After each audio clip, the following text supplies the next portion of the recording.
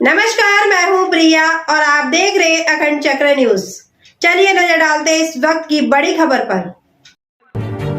देश में आर्थिक असमानता को दूर करने एवं लाडली बहनों को 3,000 तक देने के बाद को पूरा करने की लड़ाई विपक्ष में बैठकर लड़ेंगे। किसानों एवं मध्यम वर्ग के बच्चे भी अच्छी शिक्षा प्राप्त करें, जिसके लिए आर्थिक असमानता को दूर करने की जरूरत है।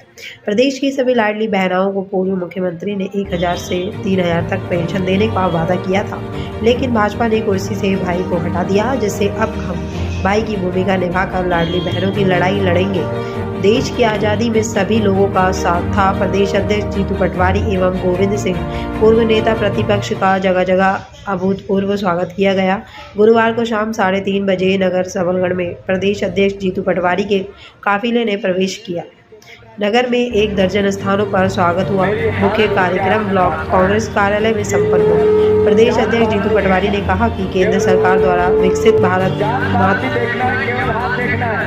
ये मुझे हाथ ऊपर करके वचन दो, इस बार सबलगढ़ से 25,000 वोट से लोकसभा की कांग्रेस की सीट निकाल के दोगे। मैं दूसरा एक और अनुरोध करना चाहता हूँ कि कांग्रेस पार्टी की भारत जोड़ो यात्रा राहुल गांधी ने निकाली थी। आज अपने सोशल मीडिया के माध्यम से, वीडियो के माध्यम से, मोबाइल के माध्यम से आप लोग भी उससे जुड़े थे। उद्देश्य क्या था? जो भगवान राम का उद्देश्य क्या था? जो सनातन धर्म की मूल भावना है, वसुदेव कुटुंब की, प्राणियों में सद्भावना की, अरे परिवार की बात, इसको लेकर राहुल गांधी जी 6700 किलोमीटर की यात्रा निकाल रहे हैं, जिसमें 20 फरवरी के आसपास, थोड़ा 20-22 फरवरी को देखते भी हो, यहाँ मुरैना से भी होके जाएगी इसी लोकसभा से।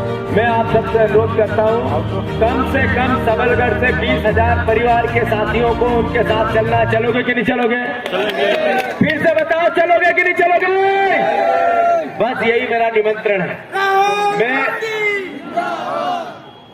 मैं अनुरोध एक ही करना चाहता था कि सब परिवार के साथीगण, जब इस देश में भगवान राम का मंदिर बनता है, भगवान राम का मंदिर बहुत सालों का झगड़ा था, 500 साल की लंबी लड़ाई।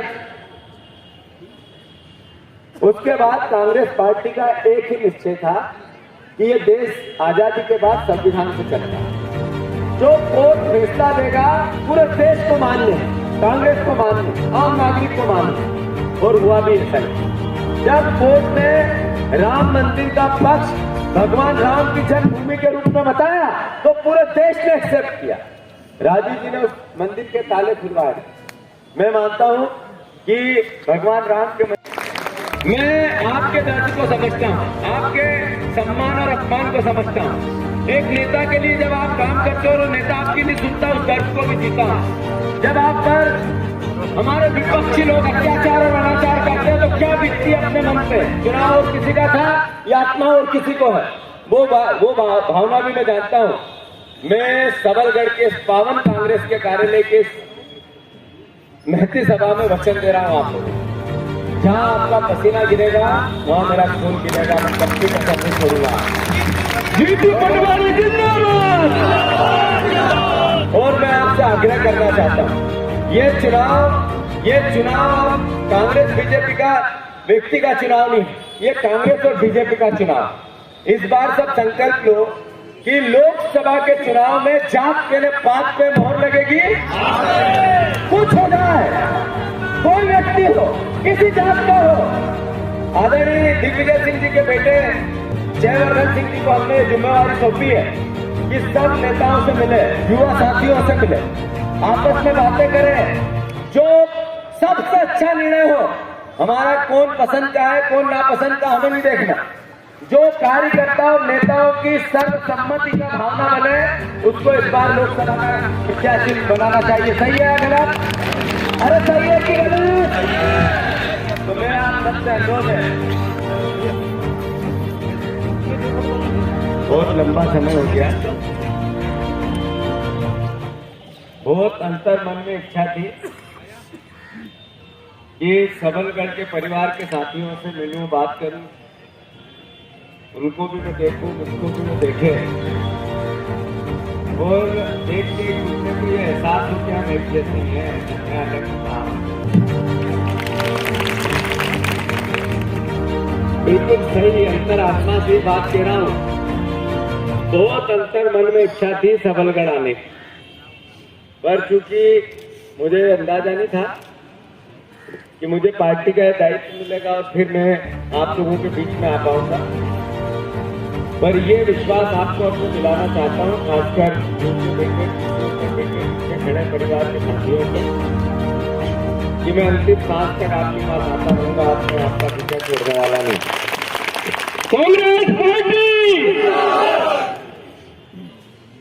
मंच पर विराजित आदरणीय डॉक्टर गोविंद सिंह जी, परम श्रद्धेय आदरणीय मेरे बड़े भाई, जिन्होंने विधानसभा में शिक्षा दी शुरुआत में जब मैं एमएलए बन के गया।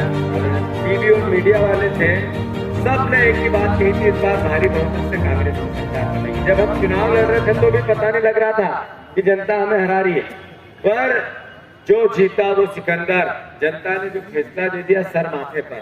लोकतंत्र में सबसे बड़ी जो भगवान होता है जनता जनार्दन होती है, माँ बाप होती है जनता। तो मैं मानता हूँ उन्होंने जो निर्णय दिया सर माथे पर, हमें रास्ता दिया विपक्ष में फिर से काम करने का, बीजेपी को रास्ता दिया सत्ता पक्ष में काम करने का। बीजेपी ने जिस तरीके से शिवराज सिंह चौहान पूरे मध्य प्रदेश में घूमते रहे, एक एक दिन में 10-10, 8-8 जगह उन्होंने सभाएं दी, हजारों करोड़ रुपए के पांडाल लगाए, और जो बातें कही वो बातें क्या थी? बेना चिंता मत करना, 1 महीने में अभी 1000 दे रहा हूँ, जैसे चुनाव हुए 3000 दूंगा। बोला कि नहीं बोला? अब जैसे ही चुनाव हुए बीजेपी ने उन्हीं को क्या मालूम कहाँ भेज दिया नया भैया। तो उन बहनाओं का क्या होगा? अब ये लड़ाई कौन लड़े? वो भैया चले गए, तो अब ये आप हो भैया, मैं हूँ भैया, विपक्ष के सारे हमारे परिवार के विधायक है भैया, टीवी और मीडिया वाले थे, सबने एक ही बात कही थी, इस बार भारी बहुमत से कांग्रेस की सरकार बनेगी। जब हम चुनाव लड़ रहे थे तो भी पता नहीं लग रहा था कि जनता हमें हरा रही है, पर जो जीता वो सिकंदर। जनता ने जो फैसला दे दिया सर माथे पर। लोकतंत्र में सबसे बड़ी जो भगवान होता है वो जनता जनार्दन होती है, माँ बाप होती है जनता। तो मैं मानता हूँ उन्होंने जो निर्णय दिया सर माथे पर, हमें रास्ता दिया विपक्ष में फिर से काम करने का, बीजेपी को रास्ता दिया सत्ता पक्ष में काम करने का। बीजेपी ने जिस तरीके से शिवराज सिंह चौहान पूरे मध्य प्रदेश में घूमते रहे, एक एक दिन में 10-10, 8-8 जगह उन्होंने सभाएं दी, हजारों करोड़ रुपए के पांडाल लगाए, और जो बातें कही वो बातें क्या थी? बेना चिंता मत करना, 1 महीने में अभी 1000 दे रहा हूँ, जैसे ही चुनाव हुए 3000 दूंगा। बोला कि नहीं बोला? अब जैसे ही चुनाव हुए बीजेपी ने उन्हीं को क्या मालूम कहाँ भेज दिया नया भैया। तो उन बहनाओं का क्या होगा? अब ये लड़ाई कौन लड़े? वो भैया चले गए, तो अब ये आप हो भैया, मैं हूँ भैया, विपक्ष के सारे हमारे परिवार के विधायक है भैया। जो बहनों परिवार की बात, इसको लेकर राहुल गांधी जी 6700 किलोमीटर की यात्रा निकाल रहे हैं, जिसमें 20 फरवरी के आसपास, थोड़ा 20-22 फरवरी को टेंटेटिव यहाँ मुरैना से भी होके जाएंगे इसी लोकसभा से। मैं आप सबसे अनुरोध करता हूँ, कम से कम सबलगढ़ से 20,000 परिवार के साथियों को उनके साथ चलना। चलोगे कि नहीं चलोगे? फिर से बताओ, चलोगे कि नहीं चलोगे? बस यही मेरा निमंत्रण है। मैं अनुरोध एक ही करना चाहता था कि सब परिवार के साथीगण, जब इस देश में भगवान राम का मंदिर बन रहा, भगवान राम का मंदिर, बहुत सालों का झगड़ा था, 500 साल की लंबी लड़ाई। उसके बाद कांग्रेस पार्टी का एक ही निश्चय था कि ये देश आजादी के बाद संविधान से चलेगा। जो कोर्ट फैसला देगा पूरे देश को मान्य है, कांग्रेस को मान्य, आम नागरिक को मान्य, और हुआ भी ऐसा ही।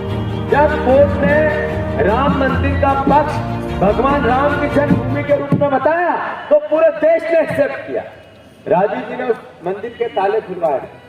मैं मानता हूं कि भगवान राम के मन में, वो किसी भी समाज, किसी भी धर्म का हो, पवित्र विचार है। जब राम भगवान का मंदिर पूर्ण होगा, भगवान राम के मंदिर की प्राण प्रतिष्ठा होगी, उसके बाद अवसर आएगा, समय आएगा तो एक साथ सभी कांग्रेस के 1 लाख से ज्यादा कार्यकर्ता वहां जाके भगवान राम के हम दर्शन करने जाएंगे, कोई रोक टोक नहीं। पर जब मंदिर पूर्ण होगा, जब शंकराचार्य भी मंदिर के दर्शन करेंगे, जब कांग्रेस पार्टी और बीजेपी से ऊपर केवल भगवान राम की आस्था के साथ भगवान और हिंदू धर्म का रिश्ता, हमारा और भगवान राम का रिश्ता, हमारी आत्मा और हमारी चेतना का विषय, हम जरूर भगवान राम के दर्शन करने जाएंगे। ये मैं आप सबसे अनुरोध करता हूँ। एक बार फिर सबको